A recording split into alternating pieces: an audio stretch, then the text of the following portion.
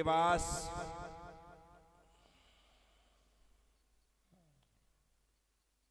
गुरुदेव देवास तक छोड़ने के लिए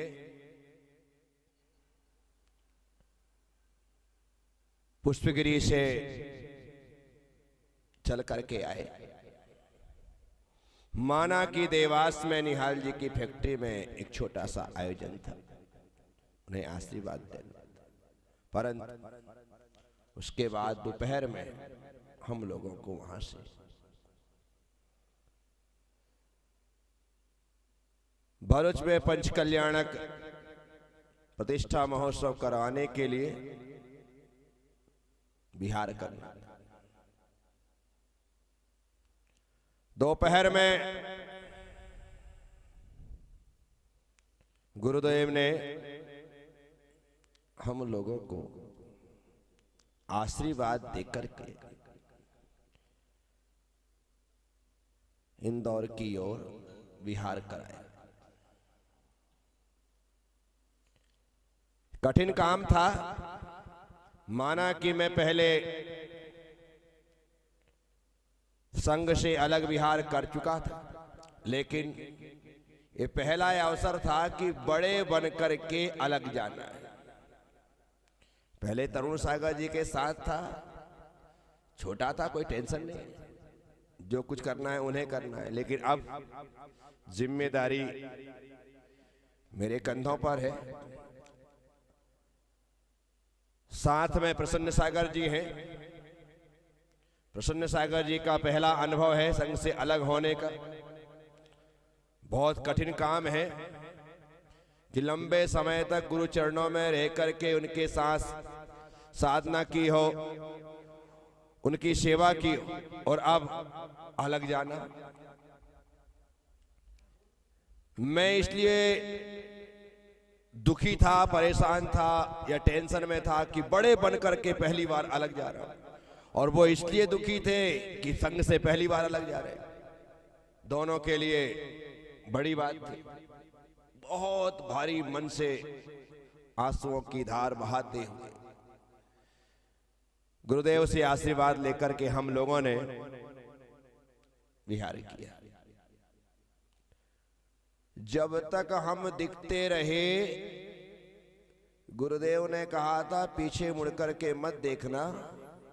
जब तक हम देखते रहे, गुरुदेव लगातार अपना हाथ ऐसा करके खड़े रहे और हम बढ़ते गए, बढ़ते गए, बढ़ते गए। आज जब हम विहार करते, गुरुदेव कहते बस जाओ, पीछे मत देखना, और वो आशीर्वाद देते हैं, निकल जाते हैं। बस हम चले गए, निकल गए, और आशीर्वाद लगातार।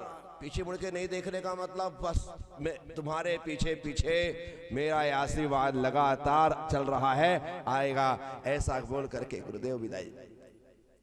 हमने गुरुदेव से विदाई ली। पहले दिन ही वहां से चल करके मेरे ख्याल से प्रेस्टीज फैक्ट्री में हमारा रुकना हुआ। एकदम सन्नाटा, लगे कि कोई भी नहीं है। हम दोनों के दोनों, हमारे साथ मेरे ख्याल से 2-4 कोई लोग होंगे तो होंगे। ऐसी स्थिति। माना कि इंदौर कोई दूर नहीं है, लेकिन वहां से बढ़ते हुए हम लोग आगे बढ़ना है धीरे धीरे। मेघनाथ जी की फैक्ट्री प्रेस्टीज में रुके, उसके बाद सुबह जाकर के सुमन जी के फार्म हाउस में रुके। ऐसा करते हुए आहार हुआ। वहां पर हम लोग इंदौर प्रवेश करते हैं। सबसे पहले विजयनगर, उस समय की बात कर रहा हूं मैं, 1998। उस समय ये 78 नंबर आदि कोई स्कीम में नहीं थी, पंचवालयती आदि कुछ, यहां से विजयनगर ही था। तो विजयनगर पहुंचे। 2 छोटे छोटे महाराज जी विजयनगर आए हैं। हम लोगों को जानने पहचानने वाले बहुत से लोग इंदौर में रहते ही हैं, क्योंकि हम चातुर्मास करके गए हैं तरुण सागर जी के साथ। पहले भी इंदौर में रह चुके, इसलिए बहुत से लोगों को हम जानते हैं, बहुत से लोग हमें जानते हैं, बहुत से लोग भक्त बने हुए। जैसे ही पता लगा कि प्रज्ञा सागर जी, प्रसन्न सागर जी आए हैं, बस लोग तो भागने लगे। विजयनगर पहुंचे। सुबह पहुंचने के बाद दर्शन वंदन किया, लोगों ने स्टेज पे बिठा दिया। बोले महाराज जी प्रवचन करो। अरे बाप रे बाप, ऐसा कितना भी बोलो, लेकिन जिम्मेदारी जब खुद के ऊपर आती है ना, तो सारे के सारे शब्द ऐसा लगते अटक गए। जबकि मेरा इतना अच्छा अभ्यास और अनुभव 1-1 घंटे आनंद यात्रा करवाने का, लेकिन यहाँ पर पहली बार बड़े बनकर के मैं वहाँ पहुँचा। इंदौर की समाज ने, विजयनगर की समाज ने स्वागत किया, स्टेज पे बिठा, बोले महाराज प्रवचन कर। पहले सारी औपचारिकताएं होंगी, मंगलाचरण हो गया, दीप प्रज्वलन हो गया, पाद प्रक्षालन, सब जो कुछ करना सब समाज ने कर लिया। प्रवचन करना, मैंने प्रशंसा है, बोले नहीं आप बोलो। ठीक है भाई। दिमाग उस समय ऐसा लगता है कि जैसे सारा का सारा खाली, एकदम ब्लैंक, कुछ भी नहीं। वचन करना प्रारंभ किया। 1 कहानी, 2 कहानी, 3 कहानी, 4 कहानी, 5 कहानी, 6 कहानी, 7 कहानी, कहानी पे कहानी। दूसरा मैटर ही नहीं आया। एक खत्म वो कहानी, एक खत्म वो कहानी। आधा घंटा प्रवचन दिया होगा, पसीना पसीना, फरवरी का इतना कठिन काम। बोलना पड़े आधे घंटे तो कम से कम। 6-7 कहानियां सुना दी, और वो कहानी भी इतने जल्दी जल्दी सुना दी, नहीं तो अभी मैं सुनाऊं तो एक कहानी में 1 घंटे लगा दे। वो 5-7 कहानियां सुना दी। प्रवचन खत्म हुआ, ऐसा लगे जैसे गंगा नहा लिया, बहुत बड़ा काम हो गया। खत्म प्रवचन, शुद्धि का पानी आया, आहार किया, चलो आज का काम तो हो गया। दूसरे दिन हमको सुखलिया ग्राम जाना था। सुखलिया ग्राम है, वहां पहुंचे, फिर वहां प्रवचन। आज कल से थोड़ी हिम्मत आ गई थी, कल कुछ भी नहीं था, आज हिम्मत आ गई थी। रात में शाम को तैयारी कर ली थी, थोड़ा लिख कर के सामने ले गए थे, लेकिन फिर भी वो आधा-पौन घंटे बोलना बहुत कठिन काम था। तीसरे दिन हम क्लर्क कॉलोनी पहुंचे, रविवार का दिन था। इतने लोग, क्लर्क कॉलोनी का वो महाविद्यालय हमारा मंच लगा है, पूरा भर गया, सब पहचान के लोग हैं, और सब लोगों को बड़ी उत्सुकता है कि प्रज्ञा साहब। ठीक है, क्लर्क कॉलोनी में रविवार का दिन पूरे हॉल में लोग भरे हैं, प्रवचन करना है। बहुत अच्छा प्रवचन हुआ। अरे आज अपने आप को खुशी हो गई कि हाँ अपन प्रवचन कर सकते। क्लर्क कॉलोनी में रविवार के दिन हेमंत वड़जात्या के साथ गोराकुंड की समाज के लोग श्रीफल लेकर के आए कि महाराज जी गोराकुंड चलना है। बस उन्होंने श्रीफल चढ़ाया, अपन ने गोराकुंड की परमिशन दे दी। परंतु पहले से दिमाग में था कि गोराकुंड में सारे सोनगढ़ी, वहां पर स्वाध्याय होता रहता है, आज भी लाल मंदिर वहां स्वाध्याय चलता है, गोराकुंड में वो लोग बैठते हैं। और हेमंत मानने को राजी, नहीं नहीं महाराज जी आपको तो 2-4 दिन रुकना पड़ेगा। 3 दिन की उसने वहां पर हमारी प्रवचन माला रखी। पहला कार्यक्रम है अलग निकलने के बाद 3 दिवसीय प्रवचन माला, वो भी उस मंदिर में जहां पर सोनगढ़ियों का प्रवास ज्यादा है, और अपन 9 सिखिया वहां पर पहुंच गए।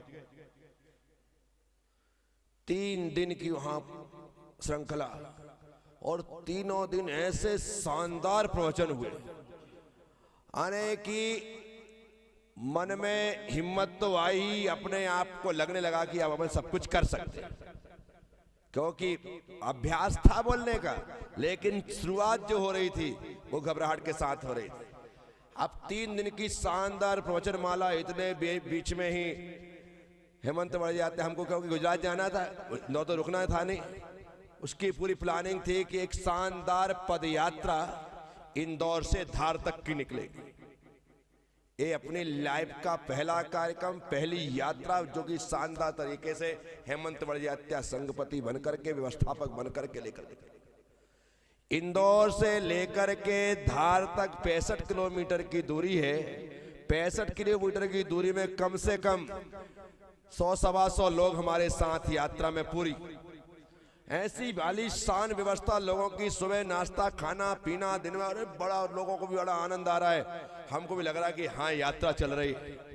और इस यात्रा का ऐसा गहरा प्रभाव पड़ा कि धार की समाज ने ऐतिहासिक स्वागत किया। इतने सारे लोग साथ में आ रहे हैं। जब लोग ज्यादा साथ में होते रहे, समाज को लगता बहुत बड़े महाराज। क्या लगता है? आज समाज जो है पब्लिक से आकलन करती है। किससे?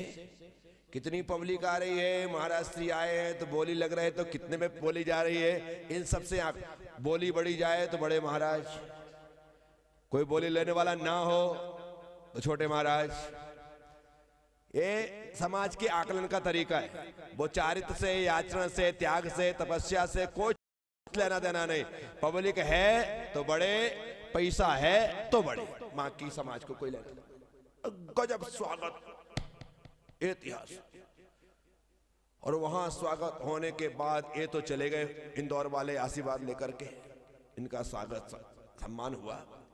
हमने 8 दिन दिया धार में, 8 दिन धार में प्रवास रहा।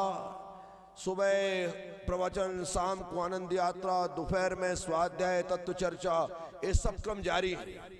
8 दिन में पूरा धार अपनी धार में बहने लगा, अपने हाथ।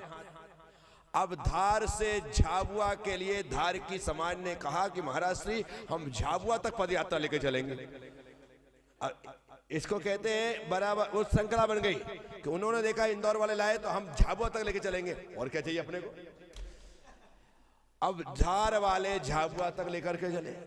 उसकी दूरी बहुत कम ही है, ज्यादा दूर नहीं है। बीच में मोहन राजगढ़ आता है, मोहन खेड़ा आता है और उसके बाद झाबुआ जाता है। ज्यादा वो भी दूरी नहीं है, 40-50-60 किलोमीटर इतनी दूरी उसकी भी है। धार वाले झाबुआ तक लेकर, झाबुआ वालों ने फिर यात्रा देखी तो उन्होंने भी शानदार स्वागत किया। आप ये देखना कि किस प्रकार से प्रोग्रेस हो रही है। उन्होंने शानदार स्वागत सत्कार किया। झाबुआ हम रुके तकरीबन 4 दिन। 4 दिन रहे तो 1 दिन मंदिर में प्रवचन और 3 दिन बाहर चौराहे पे प्रवचन, बाजार में प्रवचन हुए। उस कारण से पूरा आदिवासी अंचल था, खूब शाकाहार का प्रचार प्रसार हुआ, लोगों ने मांसाहार का त्याग किया। ये सारी की सारी झांकी हमें।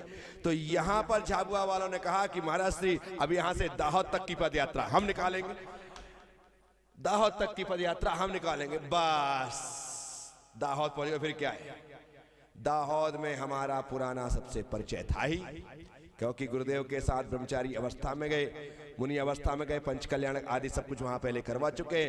बहुत सारे लोग, सुभाष भाई, शैलेश भाई, शशिकांत भाई, श्रीकांत भाई, मयूर भाई, ये सारे के सारे लोग जोड़े परिचित में थे। फिर क्या था, हम लोग ने जैसे ही झाबुआ से आगे बढ़े दाहोद में, तो आज भी दाहोद के लोग साधु संतों के आहार और विहार में सबसे आगे रहते हैं। कोई भी साधु झाबुआ से आए तो झाबुआ से ले लेते हैं, वहां पर पावागढ़ और बड़ौदा तक छोड़ते हैं, यहाँ पर अंदेश्वर पार्श्वनाथ वहां तक छोड़ते हैं, यहाँ कोई जाए तो राणापुर तक छोड़ते हैं। जहां जहां पूरा आने की उनका पूरा इतनी अच्छी मुनि संघ व्यवस्था समिति बनी है उनकी कि वो 40, 50, 60, 70, 80 किलोमीटर तक विहार करवाते हैं। ऐसी व्यवस्था दाहोद के लोग हमको हाथों हाथ नहीं। यहाँ पे झाबुआ के लोग, यहाँ दाहोद के लोग हैं। फिर शानदार माहौल।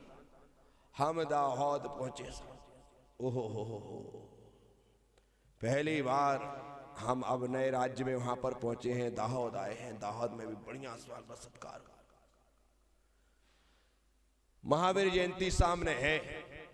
लोगों ने कहा महाराज जी महावीर जयंती यहीं पर होना चाहिए। अपने पास टाइम है, क्योंकि पंच कल्याणक तो आगे मई में है, जल्दी क्या है, बस तैयार हो गए। हमने कहा महावीर जयंती यहीं करते हैं। अब महावीर जयंती यहां करते हैं, ऐसा करके महाराज जी कार्यक्रम बनाओ। तो मैंने सबसे पहले सोचा कि क्या करें, तो बस 8 दिवसीय महावीर कथा का आयोजन किया। महावीर जयंती पर महावीर कथा प्रसन्न सागर जी गाते थे और हम बोलते थे।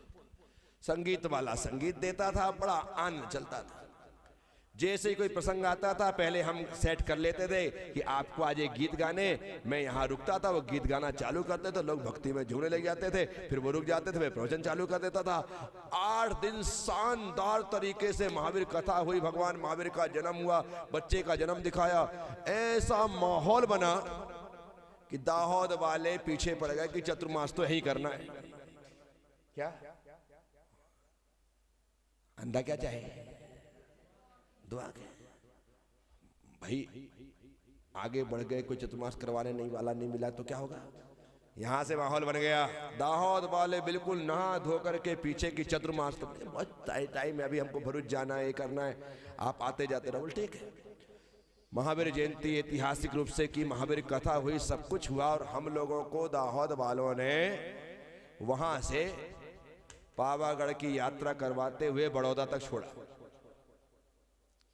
बड़ौदा तक गए, बड़ौदा में हम बाड़ी में हमारा प्रवास रहा, बाड़ी में वहां रहे, भरूच वाले लोग आने लगे। बड़ौदा थोड़ा सा ठंडा शहर है, श्रावक जितने भी हैं ज्यादातर लोग सर्विस क्लास के लोग हैं या फैक्ट्री वाले लोग हैं, दूर से दूर रहते हैं, तो इतना ज़्यादा वो नहीं होता। और गुजराती जो बुजुर्ग लोग हैं उनको गुजराती भाषा उस समय आती थी, आजकल सबको हिंदी आने लगी, चाहे बुजुर्ग हो, चाहे बच्चे हो, चाहे युवा हो, पर पहले के समय में ऐसा होता था।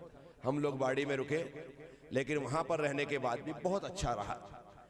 वहाँ से बिहार करते हुए हम लोग 70 किलोमीटर से भरूच पहुँच गए। भरूच में पंच कल्याणक प्रतिष्ठा है, अकेले का जिसे शांति विधान करवाने का अनुभव नहीं है, उसके सामने सीधे पंच कल्याणक।